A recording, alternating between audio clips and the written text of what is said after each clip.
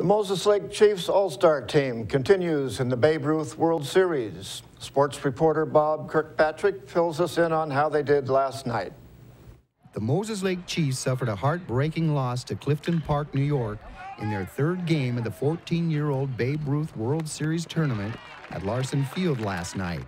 The team turned in a solid defensive effort and got outstanding pitching from Seth Alvarado and Dylan Hooper, but came up short on the end of the scoreboard, 4-3. Kids played well, like I just told them, we got one more hit than we did last night and 7 less errors.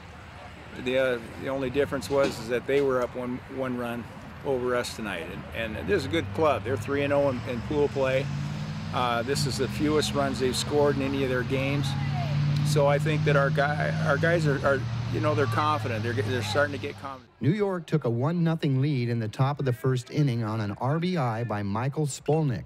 Cameron Duke led off the bottom of the frame with a single up the middle for Moses Lake, but he was caught stealing second on a close play at the bag for the first out. Cade Tunstall struck out and Brandon Johnson grounded out to end the inning for the Chiefs. Neither team scored in the second inning of play. Clifton Park hung 3 on the board in the top of the third to increase its lead to 4-0. The team from New York had an opportunity to make it 5-0, but an outstanding play by Tunstall at shortstop prevented that from happening.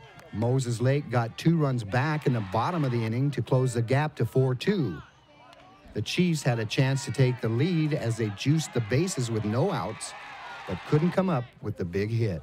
Moses Lake threatened again with the bags full in the fourth with 2 outs, but stranded all 3 runners on base. Hooper came on to relieve Alvarado in the top of the 5th to shut down Clifton Park the rest of the way. The Chiefs put a run on the board in the bottom of the 5th and had a chance to tie the game in the 7th as Tunstall led off the inning with a single and moved to second base on a sacrifice bunt by Johnston. But he was tagged out trying to reach third on the play. Alvarado struck out swinging for the 3rd and final out of the game. Despite the gut-wrenching loss, Coach Pete Domit remained positive on the team's play. If we can play as well as we did tonight and get a few more hits, I think that we have a pretty good shot at taking on Indiana, and we look forward to that. They're a good ball club. We've watched them, and they do a lot of good things. So it should be a really good matchup. The first pitch tonight is scheduled for 8 p.m.